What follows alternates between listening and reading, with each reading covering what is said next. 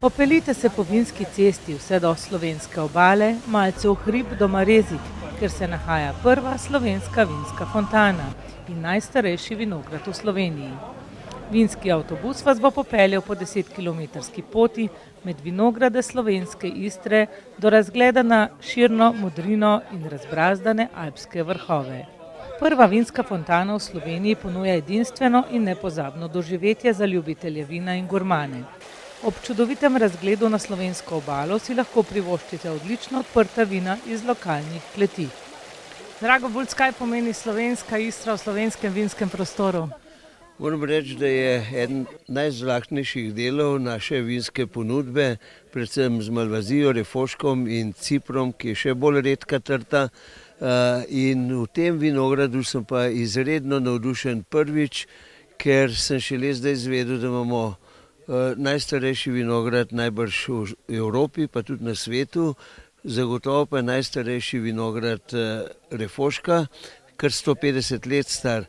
Ampak če pogledate malce naokoli, kako je to obdelano, kako so zadržali fantastično tradicijo latnikov, ker je vse na modernizacijo, in moram reči, da to bo postalo prej ali slej ena naših glavnih vinskih atrakcij.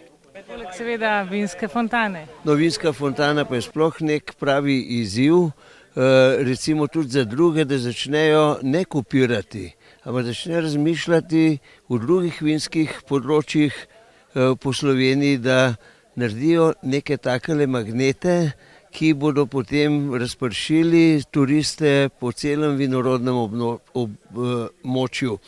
Mi smo imeli pred kratkim eno okroglo mizo o vinskem turizmu, razvoju vinskega turizma pri nas. Moram reči, da je bila tudi gospa ministrica zraven, izhaja iz zelo ugledne vinske družine in mislim, da če bo ta vlada zdržala še kakšno obdobje, da se bo slovenskemu vinskemu turizmu zelo dobro pisalo. Zato najbolje na zdravje. Na zdravje. Prva vinska fontana v Sloveniji ponuja edinstveno in nepozabno doživetje za ljubitelje vina in gurmane. Kakšen je doprinos vinske fontane v vašem kraju?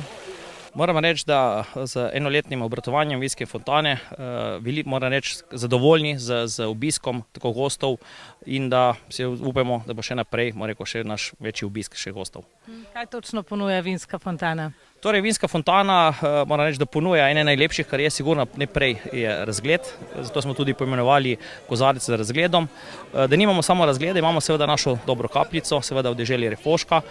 Na zunanjem delu torej fontane imamo 4 pipe, kjer lahko gost pokuša Malvazijo, Chardonnay, Refošk ter nagrajeni Refošk praznika Refoška.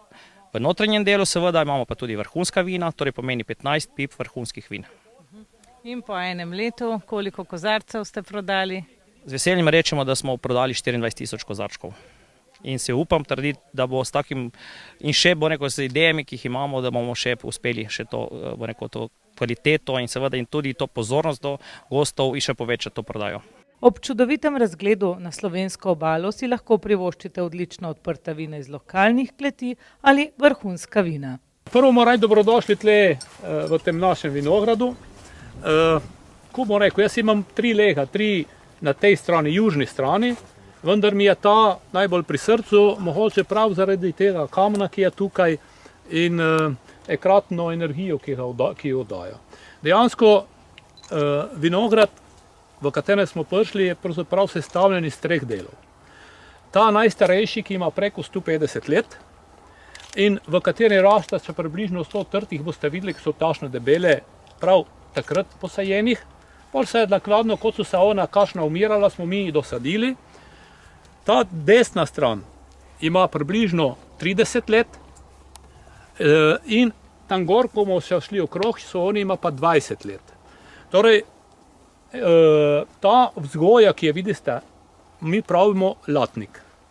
In latnik ali pergola je za Refošk najboljša. Zakaj? Zato, ker Refošk rabi tudi senco. On sonca povzroči opekline in sušenje.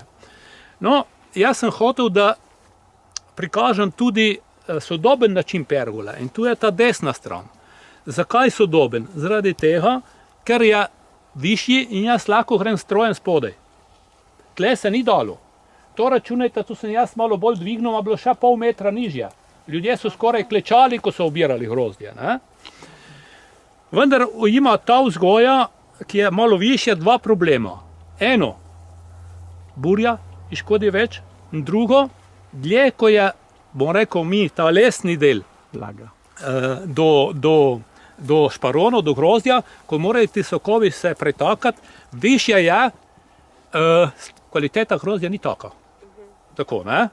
Vendar pokaznost je tle, kako naj bi izgledalo sodobno, drugo, ker je tu ste videli dosti na krasu tega. Ne? On je tu, rečemo tudi kraški latnik, ki tle prnasi, ki so bili nižji.